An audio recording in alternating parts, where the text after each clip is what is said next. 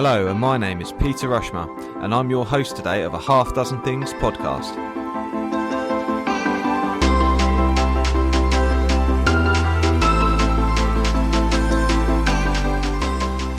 A Half Dozen Things is a podcast for business owners and professionals just like you.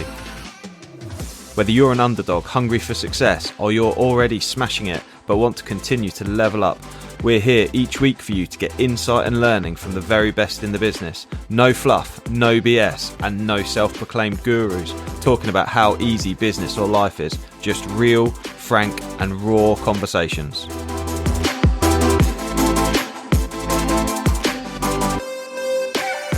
Good afternoon, Bev. How are you today? I'm really well, Pete. Really excited to chat to you. Actually, this is a bit different, isn't it? Doing it just as an interview between us, because we normally have our own podcast. Yeah, absolutely. It's a bit different, especially with that Dove here as well. But yeah, it's absolutely fantastic to have you join me. And actually, you're the very first woman to join me on a Half Dozen Things. I know, I've broken the mould a little bit, haven't I? I don't know how I'll go down with your audience, because it's quite a male-dominated audience, isn't it? It is a little bit of a male-dominated audience. However, I think it's very good to make sure that we are diverse and that we are incorporating all different points of view as well. One of the whole goals for the podcast is to challenge thinking and to change perceptions and for people to develop their thinking on things. So, and I'm sure 100% that you're going to help us do that today. I'll do my best. To be fair, I've spent a long time working in a very male-dominated environment, so yeah, I can probably hold my own, I think. I reckon 100% that you can. I reckon 100%. So, okay, brilliant. So let's dive in then. I've got the most diverse range of half dozen things for us to look at, which the listeners have just been introduced to as part of your intro, Bev. So let's kick it off with the first one around following the evidence. Okay, so this actually came to me a couple of weeks ago because I'm mad on sort of TV crime dramas, anything like that. So I particularly like sort of Silent Witness and all the forensic stuff. And when they're looking to try and figure out what's going on, they always say follow the evidence. You know, don't put emotion into it. Don't. Just follow the evidence, be objective and follow the evidence. So it got me thinking about some of the times that we question ourselves and kind of, you've got that old imposter syndrome kicking in and you doubt your abilities and you worry a lot what people think. And I think if you just follow the evidence, you can kind of talk yourself around it. I remember years ago, so I trained as a fitness instructor in my 20s, and I have to tell you that was many, many years ago. And I went to live in Cyprus for 3 years, and I set up group training, sort of group exercise classes in aerobics, circuit training, step aerobics, all that kind of thing. You can get a picture in your mind of like Jane Fonda in leg warmers, and it was the 90s, the early 90s. And I set the classes up, and I remember my first class, I did a fair amount of marketing, and in the 90s there was no internet, it was posters on walls and that sort of thing, and leaflets through doors. And I think I had 48 people turn up for my first fitness class, and I was buzzing. I came away from it buzzing, and I remember the next week I think about 40 turned up, and I got back home and I was so down. I felt really deflated, and I was focusing on the 8 people who didn't come back. And I remember, being really down, and my husband saying to me at the time, yeah, but 40 came back. You think about the percentages, 40 came back. So if you look at the evidence, I was focusing on that small percentage that didn't come back. And I don't know why they didn't come back. Probably, just wasn't for them.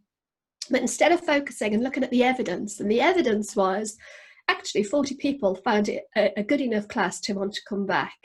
So I think if we're not careful, we can focus on all the wrong things. And if you just follow the evidence, you can kind of rationalize what's going on. So that's sort of a practical example that I was thinking of. But I think it does come down a lot to our emotions.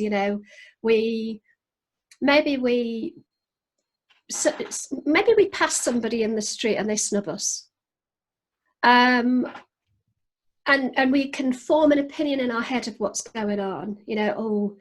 Are they angry at me? Have I done something to piss them off or whatever? And actually, if you look at the evidence, have you ever done that to them? Have they ever done that before? Have you ever, what's really going on and what's just an assumption in your mind? And I talk, what I do for a living is very, very strange compared to your listener audience. But one of the areas that are specialising is helping women going through their menopause transition to adjust to what's going on and to support businesses to help their female staff adjust. And when it comes to the evidence, a lot of women struggling through menopause struggle with things like hot flushes. And they get into their head the idea that they're going to be negatively judged because they're having a hot flush. They're going to be ridiculed. Well, actually, when you look at what's going on, often that's not the truth. The evidence doesn't back up their feelings inside. So, follow the evidence. It's just something that I think if we can step back, rationalize what's going on, look for the evidence that backs up the more positive side of things and rationalize the negatives, it just gives us a more positive way to look forward and move forward, I think. Yeah, I agree with that 100%. I think it's so easy to get caught up and emotionally driven by the negative, for example, or getting caught up with this whole half empty, half full glass situation. And I think when you're on a string of downward or negative perceptions, I think that then drives further negative viewpoints, doesn't it? I think that's massively important. And whilst you say, obviously the audience is quite male, but actually there's going to be quite a lot of audience members listening who probably are experiencing wives or partners with sort of menopause challenges too. So I don't suppose telling them to follow the evidence is maybe good advice, though. Well, I don't know. I mean, it is really, it is good advice, because if you've lived with somebody maybe for 20 years and suddenly they're acting in a different way, then look at the evidence. Have they always flown off the handle? Have they always snapped your head off? Have they always been irrational in the way they think? Maybe they have, but maybe they haven't. And if they haven't, then what's the evidence telling you? Is the evidence telling you that actually maybe something else is going on that you can explore? So no, I would argue they should follow the evidence. Probably avoid the frying pan flying around, but definitely follow the evidence. Yeah, absolutely. Okay, yeah, brilliant. I do love the analogy. I haven't really thought about it previously around following the evidence. I think I often see it along the lines of emotional management, or even I've seen it approached as like chimp management based on the chimp paradox. Yes. And it's certainly something that I speak to my when I do training with certainly with driver CPC, for example, we do talk about chimp management and what have you, and something that they understand and engage with. But actually, the way you framed that with following evidence, which I think is quite a analytical way of focusing at things, I think that'd actually really suit the audience better. So I think that's really insightful, really, really well done. Thank you. Yeah, that's okay. I think as well, sometimes going back to the whole imposter syndrome, you can sometimes question your ability. And I can remember, throughout my career having performance interviews and things, and always being almost without fail being told I was performing an exceptionally good standard, at a high standard, and I had real potential for advancement. But I actually wasn't particularly ambitious in my previous job, and whilst I did okay, I got to sort of a management position, and always felt I wanted to do a good job. But I think I always held myself back because of the inner voice in me that was telling me that that I didn't have what it takes to advance. I wasn't smart enough. I wasn't charismatic enough, or whatever those sort of words were going through in my head. When actually the evidence was telling me that my boss thought I was good enough, my colleagues thought I was good enough. That there was so much evidence that would have propelled me forward, but my inner critic, my inner voice, didn't follow the evidence. It was listening to the emotions and the limiting beliefs that I had in my head And it stopped me really progressing to where I wanted to be. And actually, when I gave up my job, and as you know, I spent 32 years working for the RAF, and two and a bit years ago, resigned to set up in business on my own. And whilst I still have those nagging doubts because they're normal, they're those negative voices in the head are actually there to keep us safe and on track. But I think if I hadn't learned to kind of follow the evidence, I wouldn't have been able to do what I'm doing, because when you're in business on your own, and you'll know this, Pete, you have to put yourself out there, and you have to put yourself in front of people that might judge you and criticize you, disagree with you. And it would be very easy to get dragged into the mire of only listening to the emotional stuff in your head. Or, you went to a networking event and you think you said something stupid and nobody's going to like you because you made a stupid remark. Well, actually, the evidence is you spoke to half a dozen people and 5 out of the 6 conversations went really well. So I think it's about rationalising what's around you, and only really focusing on the stuff that has some evidence to back it up. Yeah, absolutely. I'm quite interested to ask you, actually, one of the things that I was quite keen to explore with you was, had you had, obviously, menopause is potentially a bit taboo, despite up to 50% of the population going through it at one point or another.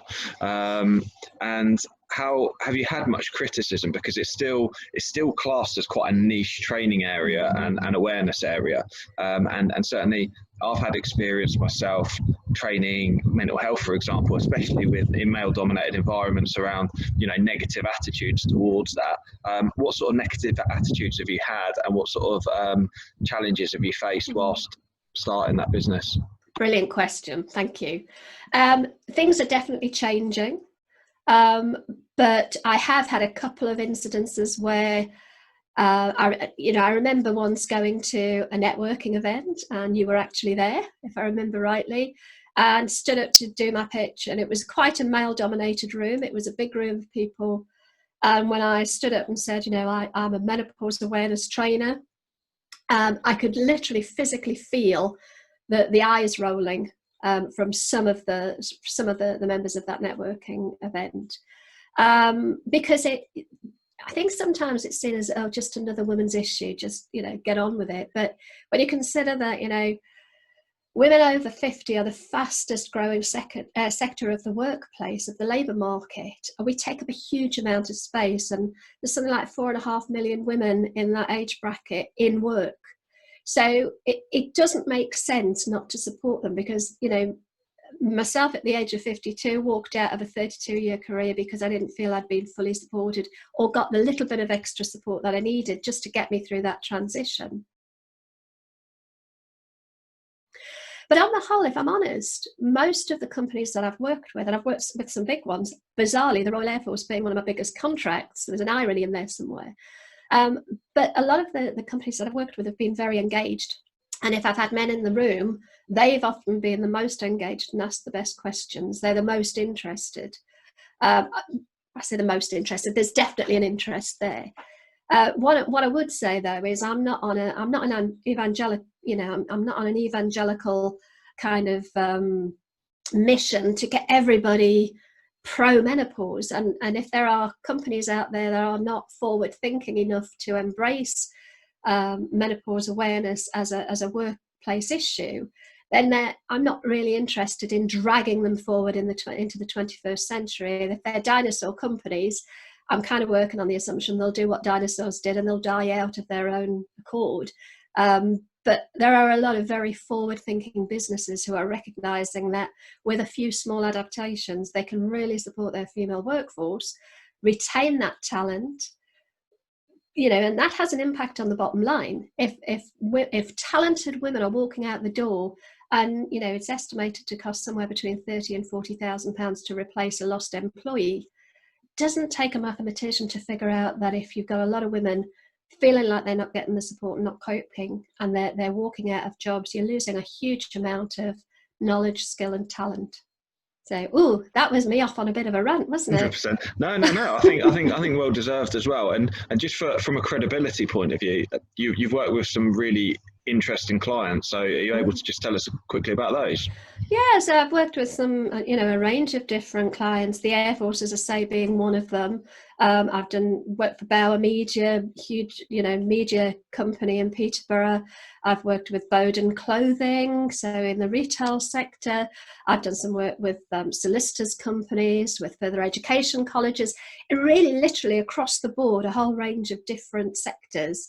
Because at the end of the day, if you've got women in your employ, then it's going to be relevant. And it's interesting actually, because we have fabulous maternity policies and procedures in place, which is fabulous, and we should have. But getting pregnant for women is normally a choice, whereas menopause isn't a choice. You don't get to choose whether you go through menopause or not. So it surprises me a little bit that more companies aren't recognizing and doing something to raise awareness. But yeah, I have worked with some sort of really interesting organizations who are embracing it. And I think for me the big one was the Air Force, because I kept thinking if an organization as male dominated as the Air Force is recognizing the need to raise awareness around menopause, then that's got to be a signal to other companies that this is something they need to be thinking about. Yeah, definitely, 100%. Okay, brilliant. That's first question done then. So, okay, so second area, which I'm really intrigued by, is be like Barbie. So yeah. I have no idea where you're going to take this at all, but I'm quite interested to hear what you've got to say, Bev. Okay, it's got absolutely nothing to do with trying to lose weight to the point where you're ridiculously thin and overly tall with ridiculously long legs. Nothing like that at all. Do you remember the song I think again it was the 90s, Aqua, I'm a Barbie Girl? You know what? That's exactly what I thought of when I read it. And it's quite interesting because my daughters, one of them does quite like Barbie, but my parents are very like, oh, it's plastic and sticky and what have you. So yeah, very negative. So okay, I'm interested to see. Working with that plastic bit. So the words of the song were, I'm a Barbie girl in a Barbie world, life in plastic, it's fantastic. What I mean by be like Barbie is be plastic. Plastic is moldable, it's pliable, and we talk about neuroplasticity and that ability for the brain to be like plastic and evolve and change. So when I'm talking about being like Barbie, what I'm really talking about is recognizing that we aren't set in stone, that we can change and we can adapt, and this is really to do a lot with sort of the neurolinguistic programming element, the sort of NLP, which is about how the brain works and how our behavior is linked to the language, whether that's sort of auditory language, visual language, or the words that we use. Neuroplasticity is about forming new neural pathways in the brain that help us to adapt and change. So, a lot of us think that we are the way we are and that's just the way it is, but we're not. We can adapt and change. And being like Barbie is really about recognizing that everything we think isn't necessarily real. It's just the way our brain interprets it. So, when we're younger, our brain is more there's greater plasticity there, which is why kids are a bit like sponges, aren't they? They can take in everything, they can learn something so easily, and there's a bit of a myth that you can't teach old dogs new tricks. Well, I tell you, I'm an old dog and I've been learning lots of new tricks in the last couple of years, and I think it's all to do with continuous learning, continuous personal development, continuous professional development, making sure that you're always learning, always using those neurons in the brain to just keep everything moving and keep learning. And it's interesting actually, because there's some science that shows that the more movement you involve in your day, so the more active you are, that impacts neuroplasticity as well. So if you're trying, listening to podcasts is a great example. You can listen to a podcast while you're cycling or on the treadmill or going for a run or a walk, then those neural pathways are forming with movement. It's quite interesting. Yeah, I totally agree with that as well. It literally just came up as you mentioned it. I went for a run recently. I'd had a bit of a problem that I was working around in my head, and I just couldn't come up with a solution at all. I was absolutely bombarded with different thought processes and trying to make that decision. I was really procrastinating on it, and I was like, right, I'm going for a run. And it was kind of against my better judgment because I was like, I've got so much to do. But however, productivity-wise, zero. I was not producing anything because I was so busy procrastinating. And then I go for this run, and literally it dawns on me as I go running, and everything else tumbles out of my head, and I just laser focus on that one issue. And I wasn't even consciously, it just sort of popped up as an idea, and I was like, that's what I need.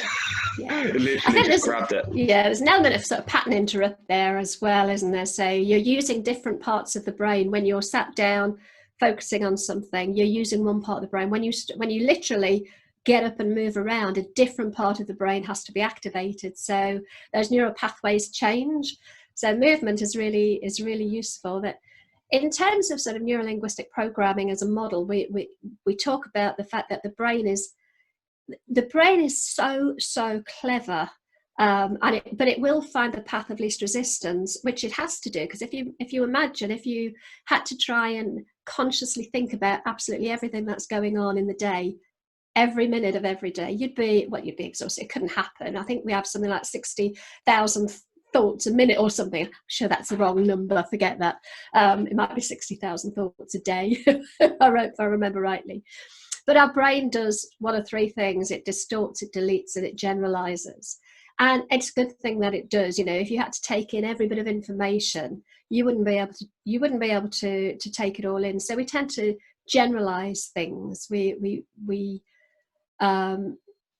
distort information because we create an image of our experience, you know, our map of the world, if you like, the way we see the world, the lens of the world that we look at, we see through our experience, through our knowledge, through the experiences that are the influence, if you like, of other people around us, very strongly influenced in childhood. So when we see something happening in the world, we don't view it. We view it through our lens. It's not necessarily the reality of what's happening. So, for example, you and I are both recording this podcast, but we will be having a very different experience of it because I'm sat in my home office in South Lincolnshire, and you're sat in a garden in Peterborough, I think you are. Yeah, I'm in Hamilton, Peterborough, if anyone wants to come stalk me. So we're involved in the same activity, but we are seeing it through completely different lenses. And your experience of this is going to be the words that I use, you're going to interpret those words through your map of the world, and I'm delivering them through my map of the world. So there's always going to be a bit of disparity. And I think if we can understand that our map of the world is only our truth, it's only our beliefs, it's not necessarily what's real in the world, then we can start to potentially challenge the thoughts that we're having.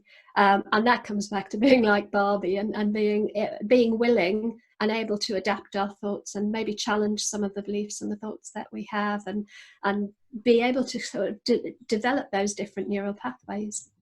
If you think of it like a computer, we want to really be able to reprogram the software sometimes, because not all the programs that run in our brain are helpful.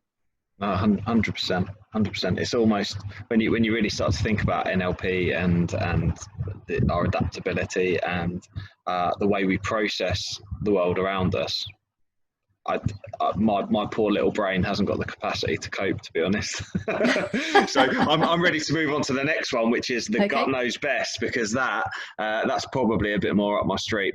Yeah. I think we all have intuition. We all have a gut feel for something, but so very often we don't listen to it.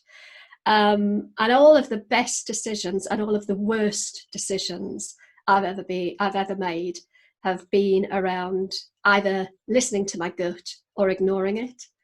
And I think quite often, intuition isn't always given credit.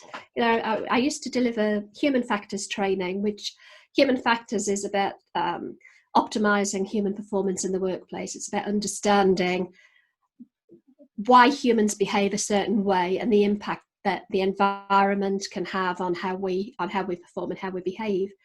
And I used to ask the delegates in the class, how confident would you feel? Bearing in mind, I was talking to aircraft engineers and ground engineers and air traffic controllers and people like this who, had pretty responsible jobs. And I'd ask the question, how confident would you feel to be able to turn around to your boss and say, I don't think this is right, but I'm not 100% certain why.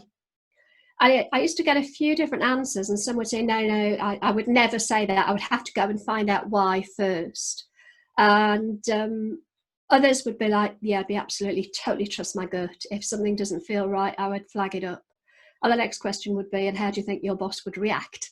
Would they be willing to listen and stop production on the strength of a gut instinct, or would that not happen? And it got some interesting responses. And I used to share the story of Ayrton Senna, the Formula One racing driver, iconic racing driver. And they did some analysis of a crash, or a crash he avoided. And my apologies, I can't off the top of my head remember which race it was. But basically, he was coming into a very sharp bend, and one that he would normally take quite quickly. And he would normally have, all eyes on him because he was going into this tricky bend. And he for some reason, whilst he couldn't see any sort of flags flying to tell him to slow down, he couldn't see any debris or anything from a crash, but something in his gut told him he needed to slow down and take that bend much, much more slowly than he normally would. And when he got round the bend, there'd been a major collision, and had he not slowed down, he'd have ploughed into it. And when they were trying to analyse afterwards why he'd slowed down, he couldn't pinpoint it. He couldn't put his finger on it. And they literally went back over video footage of the race over and over again. And it finally clicked. And he said, okay, I've got it. I can see what happened. And what it was, the crowd, instead of looking at him going into this bend that he would have expected, in his peripheral vision, he realised that the crowd were looking towards the crash. And although he couldn't see the crash, his situational awareness, his spatial awareness, his peripheral vision, and his intuition was so acute that was enough for his gut to say something doesn't feel right, even though he didn't know what it was. And I suppose your gut is your intuition, and that intuition comes from your experience, your knowledge. But sometimes I think we disregard, and blooming good job Santa didn't disregard his gut, although sadly he did, obviously later on didn't potentially listen to his intuition. But I think because our intuition is based on experience and knowledge and our skills, it's very relevant. We need to listen to it.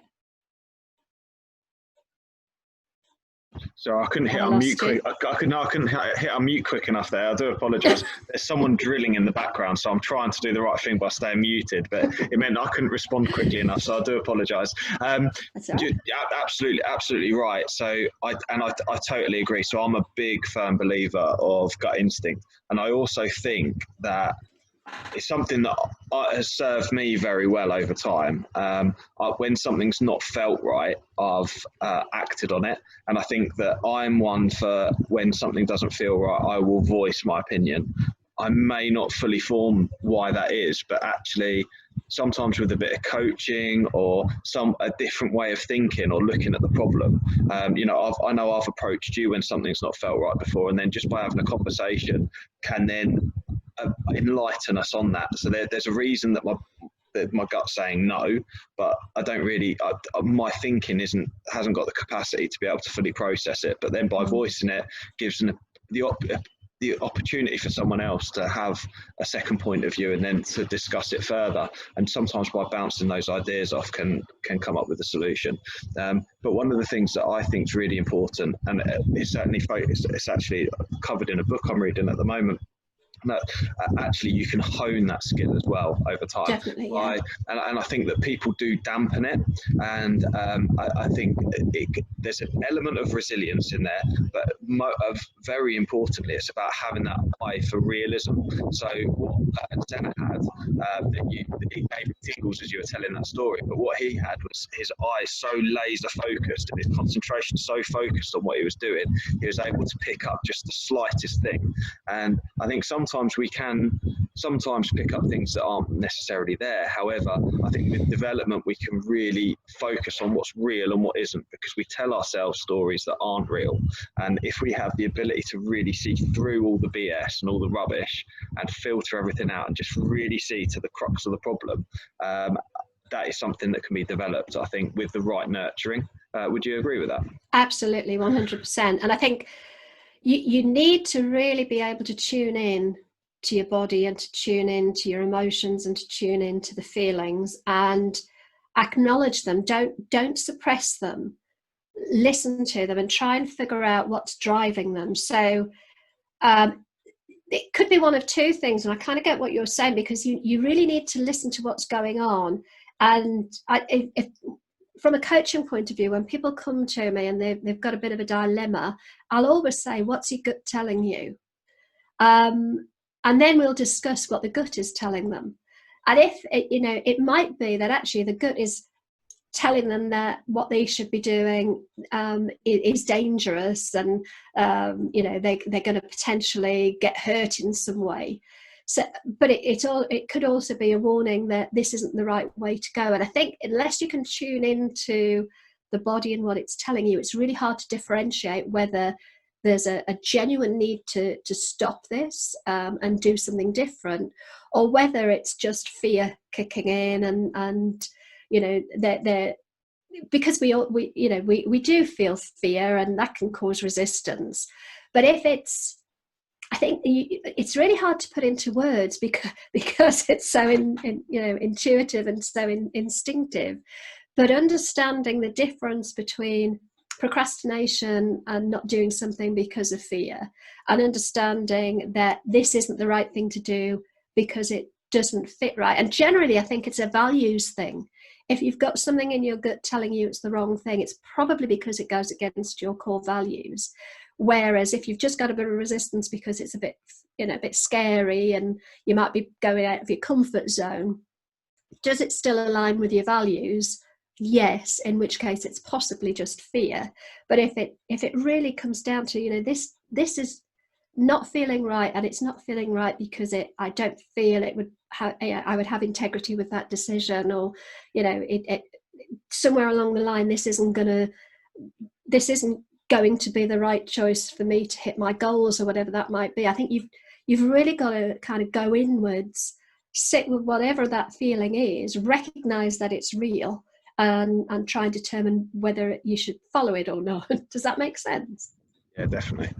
I think 100%. I think it's so important to know ourselves and know how we react to stuff and how we think, and potentially what everyone's got blind spots as well. I think the worst people are often the ones who think they know everything, and I think as soon as we realise we don't, and that we have weaknesses and blind spots, I certainly have them. But I know my tendencies, and I sometimes stop, and when something doesn't feel right, and you hit the nail on the head, when something doesn't feel right, I often tell myself, stop procrastinating. I'll tell myself that I'm procrastinating, and I know that isn't me. I move quickly when I make decisions, and I tend to think fairly sharply and quickly and make a decision. And often when I'm procrastinating or perceived to be procrastinating, it's because something isn't quite right, and then I need to think about it, and then I think, Pete, you're navel gazing, because it's so easy to just write it off as navel gazing if you think that way, if that's the way that you are. And I think there's probably many people who are the opposite way around, in that they think long and hard about things, and sometimes they go too quickly and maybe it's not right for them. So it's very important to know yourself. So fantastic, really insightful. So joining forces, collaboration, I'm assuming. It is, yeah. Join forces. So this is kind of a throwback, I suppose, to my days in the working for the Air Force. That, you know, you've got three separate, probably four if you include the Marines, 3 or 4 different forces, but they each work separately. They each have their own function, but actually when they go out into an operational theatre, they join forces and they work together, and the sum is greater. The whole is greater than some of their parts. And you'll know from our collaboration with Stronger for Business that I'm a massive fan of collaboration and working together. And that saying that I've just used, the whole being greater than the sum of its parts, I think is a bit of a mantra for me. I'd always worked in an environment where you work together in teams, where you had, you know, you relied on other people around you to get the job done. So it was a bit of a shock to the system, I think, when I resigned that role and started in business on my own and suddenly had to be a jack of all trades. And not only jack of all trades, but I was trying to learn new skills around sales, around marketing, around tech, around all sorts of things that go with being a business owner. And I think I did it on my own. I wasn't even networking for the first 6 months. I didn't see the value in that collaboration and joining forces with other people. And it's actually really only looking back that I realised how important it was while I was working. I don't think I saw it then, but having that 6 months or so when I was trying to do everything on my own, and I say trying because I was failing, if I'm honest. So I started networking, started building relationships, started to see where those collaborations and connections could benefit. And I think that the thing with joining forces and collaborating is it's got to be a bit of give and take. You can't enter a collaboration with the sole purpose of getting out of it something for yourself. It has to be an element of win-win.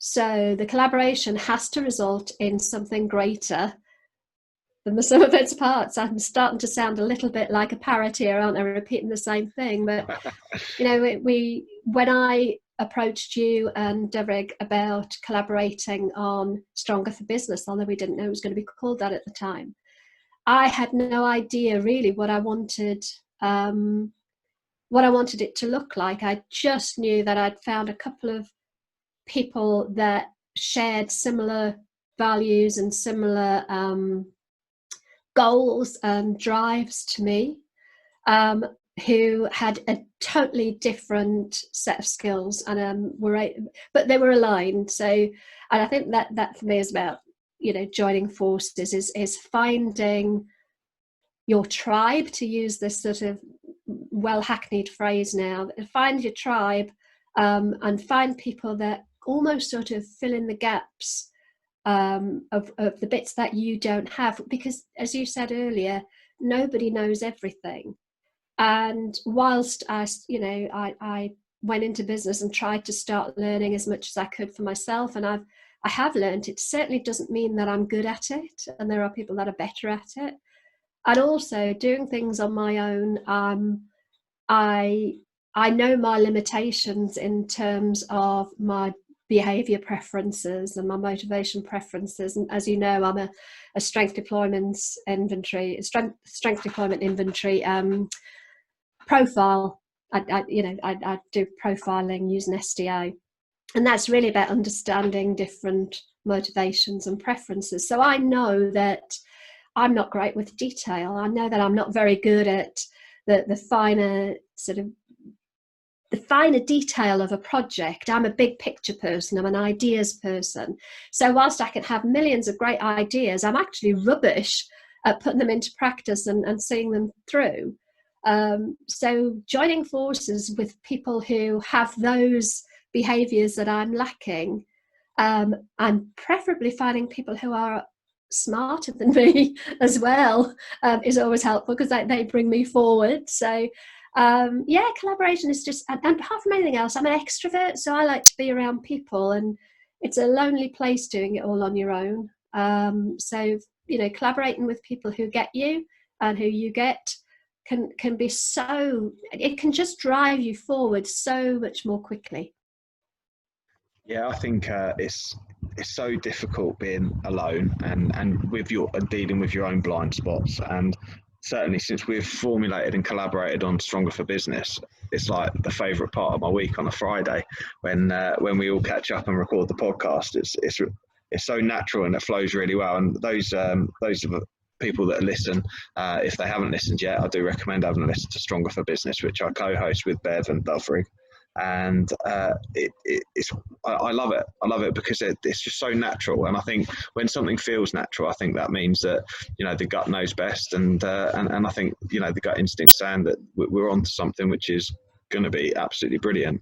And I totally agree with collaboration. I think there's a lot of, you know, we recorded a whole episode actually on collaboration alone, didn't we? And we could go into quite a bit of depth around it. But I think that the concept, and I know you said you repeated it, however, I think it does hold value that, you know, the sum is greater than its parts, you know, the value it can deliver. And I think there's great value in sort of collaborating with other people. Certainly one of the things I've learned in the time that I've been working for myself is that what I thought I was a very productive person. I thought that I could achieve lots and lots of things, but actually you realise that you only have a finite amount of ability to be able to carry out tasks on your own, and you do need to, you know, sometimes you can have exponential results by supporting each other and working together, and I think that's really, really important.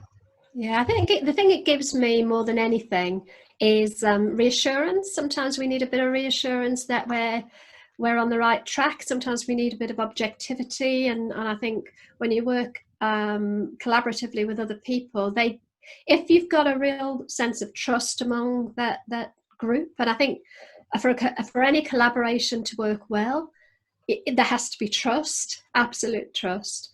So that reassurance, that objectivity, that sense check that you don't get when you do things on your own, and you get support and, you know, more expansive ideas. You share an idea, and instead of one head looking at that idea, you've got three or however many, you know, there's three of us in our consortium, but there's no sort of limit to how many people you can collaborate with. So you've got that sort of expansive ideas, and you just, you know, from a practical business point of view, you get exposure to a much broader network, and other people within that collaboration get exposed to your network. So there's just so many benefits to joining forces. But I think the key is to have a clear joint objective. You know, going back to the analogy that I used with the joint forces, when the three forces go into theatre together in whatever way that might look, you know,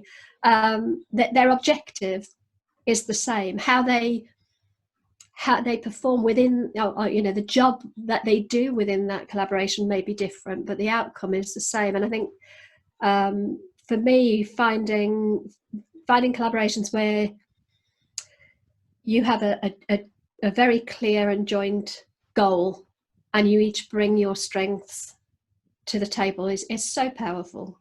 Yeah, no, I totally agree. So on your fifth point, keep showing up. This resonated with me as I read it in preparation, and showing up is so important, and it's quite poignant for me at the minute. My mum, I was on the phone with my mum the other day, and she was asking about podcasts and the YouTube channel and what have you, and she said to me, "Doesn't it embarrass you that you've got no views on one of your videos?" It made me want to just press play and walk away, and it was good feedback for me, but also at the same time it reminded me the importance of showing up. You know, I'm not going to take that as a criticism. It's just something that you got to carry on doing. So yeah, I'm interested to hear what you got to say with keep showing up. It is, yeah, family can be so to the point, can't they? You know, the only way you can fail at anything is to stop doing it. That's not to say that you keep flogging a dead horse. If something isn't working one way, then maybe change the way you do it, but don't give up on the end result. Don't give up on the goal. So, you know, there's times, exactly like you say, especially if you're starting a new social media channel, or you're starting a podcast, or you're starting you know, whatever it might be, you're not going to get instant success, and if you stop, you're never going to get success. And a great example of this actually is Joe Wicks. You know, whether you love him or hate him, I have to say I'm a fan. You know, he just kept showing up. When he started his Instagram account, he didn't have many followers. He just kept going, and not many people were watching. And over time, you know, he was one of those typical, took him 10 years to be an overnight success. And you've just got to keep pushing and plodding away. And especially at the minute, I think one of the things, we could not do a whole episode without mentioning the C word, I'm sure. But, you know, throughout the whole COVID thing, there's been a lot of discussion in the sort of the local business networks about, you know, what should you be doing? And everybody keeps saying, just keep showing up, you know, just, yeah, all right, business might not be great, but just keep showing up, keep being visible, keep being seen. Because to stop is failure. You can't stop. However difficult it might be to feel like you want to keep going, you know, to be recording your YouTube videos with nobody watching.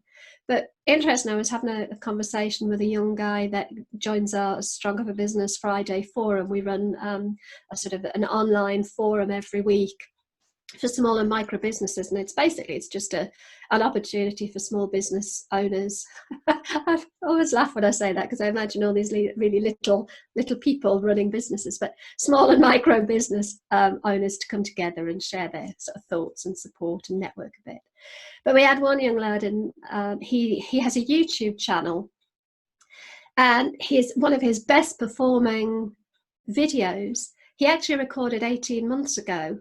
And it got nothing for about 15, 16 months. And in the last 2 months, it skyrocketed.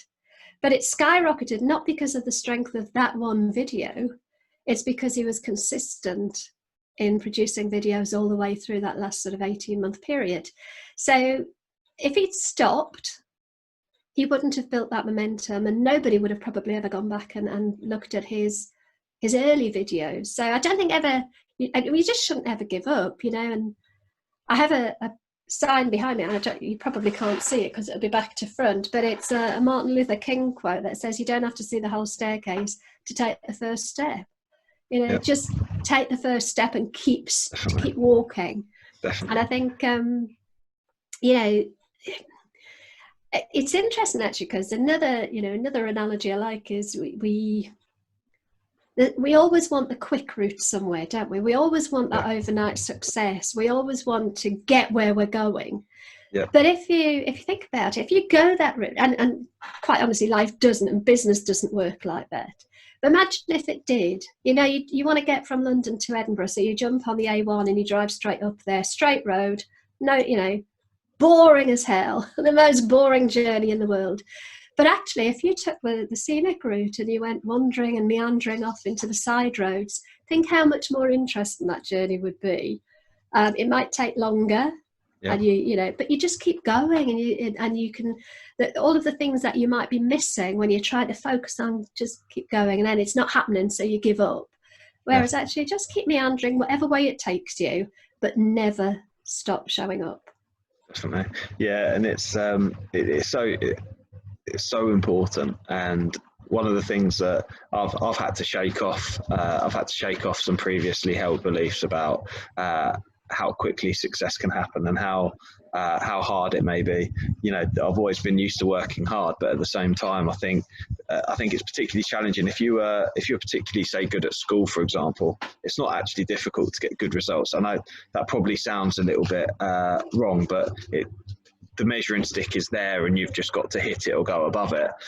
However, I think that doesn't actually prepare you very well for life and for getting out to the big wide world. And I think there's a lot of resilience challenges there, and showing up is certainly about resilience. And I think it's very important. One of if you ever came to my house, in my ensuite bathroom, when I embarked on Flagship, Maggie, my wife, she does painting, and she hates it. She actually would like to throw it in the bin because she thinks it's awful. But she painted me, and a lot of people will have seen the pictogram of an iceberg. and you've got success at the top, and then underneath you've got all the late nights and everything. So she actually painted me that with all the different, you know, hard work, late nights, and all the commitment that would be required to achieve it. And it still sits there, and every day when I'm brushing my teeth in the morning and the evening, I get to look at that and realise what it takes to become an overnight success. So and actually, do you know what happens when you reach the top of that iceberg? Where do you go from there? Oh, exactly, yeah. So actually, let's enjoy the journey. Let's enjoy the journey. Absolutely, let's enjoy the journey. And actually, it does go back to the whole follow your gut thing, because I think sometimes we start and we're not sure how to keep showing up. You know, maybe you're short of ideas for content, or you're not entirely sure what direction to go in next. And I think just trust your gut that, you know, it will guide you towards the next thing, whatever it's meant to be for you.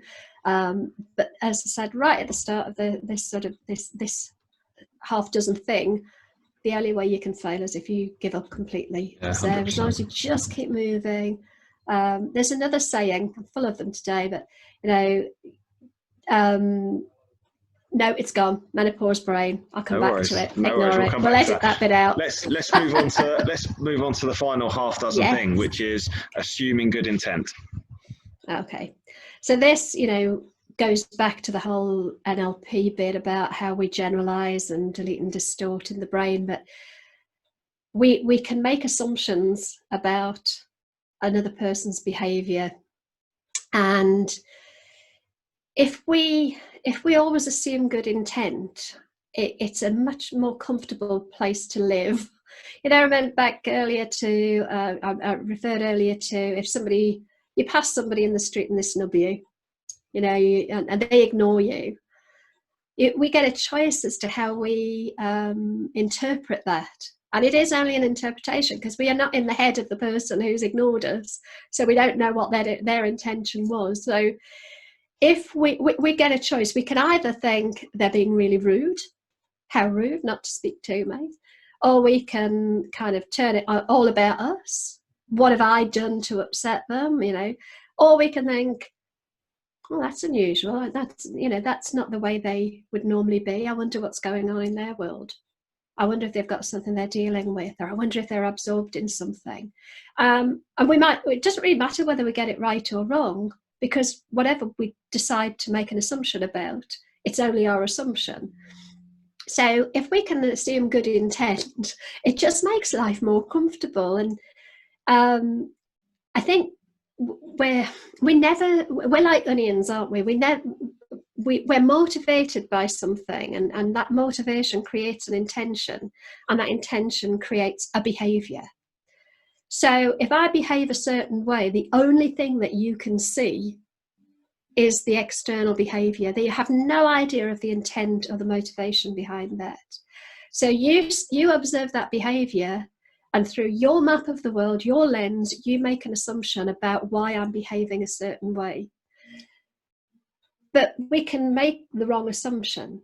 And if we assume bad intent, it can lead to so much sort of angst, and it can lead to a lot of ill feeling and breaking down of relationships, because we've made a wrong assumption, or we've chosen to make a wrong assumption. And a great analogy for this is, you know, imagine you're driving down the motorway, you're driving down the A1, and you look in your rear view mirror and there's a white van, and it's going really quickly, and it's weaving in and out of the traffic, and it's driving really erratically. You know, most of us, I think if we're honest, would probably think it was a complete,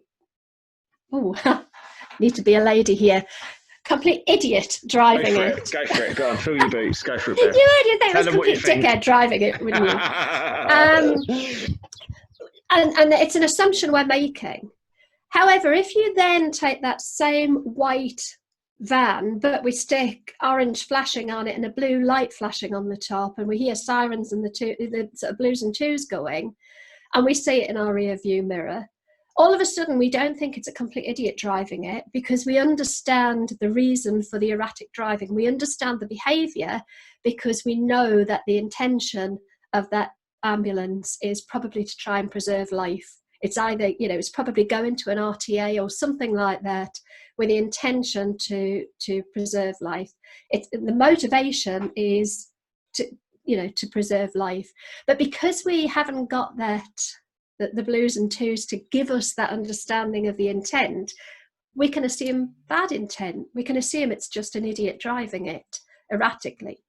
And I think sometimes we need to, just not make assumptions about the reason somebody behaves the way they do. So, to use that same kind of analogy, if you then change the behavior of that ambulance, so now you're following the ambulance and it's doing 25, 30 miles an hour and it's holding up all the traffic. If you know it's an ambulance, you probably think, okay, they've probably got somebody in a neck brace or with a broken back or something, and they need to be driving very, very carefully. The motivation for the ambulance is the same, to preserve life. The intention is to preserve life, but the behaviour is completely different. So the behaviour is no longer erratic driving, it's very slow driving. So I think if we can look at the behaviour of people and not make assumptions about their intent and their motivation, and just assume that there's a good intent behind it, then we're more likely to, first of all, lead a far less complicated life. And it also means that we maintain a better relationship, and we can potentially ask the question, what's going on? That going back to somebody snubbing you in the street, instead of feeling standoffish and not wanting to approach that situation or that behaviour, the next time we say, I passed you in the street the other day and you ignored me, which isn't like you. Is there something going on? Is there something I can help with? And I think it puts a different slant on things. Definitely. I think we have an ability to give context and put our own context on actions and behaviours. And by doing so, that then creates conflict, because we don't really know the context potentially for why that behaviour has happened. And I often think that it's a bit like offending people. I have the ability to control what comes out of my mouth. I haven't got the ability to control how you contextualise that, or if someone's offended, that's their problem. And I think we're, as a society, we have some issues around people potentially contextualising things to the point where it inhibits free speech. But I'm not going to get too much on my soapbox about that. But I sort of digress a little bit away. But it's so important that when, it isn't always about us. It's so easy to have that mindset that, it's about us. They've treated us this way. They've snubbed us, whatever it may be. But like you say, it's so important to make sure that we understand it's about them. It's not about us. Whatever anyone does, it's always about them. It's not about us at all. Yeah, it is all about, if you say something and I'm offended by it, I've made a choice to not assume good intent. Now, it could be that what you said was really, directly abusive towards me, and that's slightly different. But if you just make a comment that doesn't, that I find offensive, actually I get a choice as to whether I'm offended by it or not. And a lot, yes, you have a responsibility when you say something to think about what you say before you say it. But you can't possibly know the way that everybody in that sort of within earshot is going to interpret it. But actually, if they're offended by it, that's a choice that they've made, not a choice that you've made. Definitely. And I think people have this ability to, if they don't assume good intent, they have this ability to be able to go from one conflict to another and just waste a load of energy, when really they could be just spending that time a bit, positive energy, putting out positive proactivity.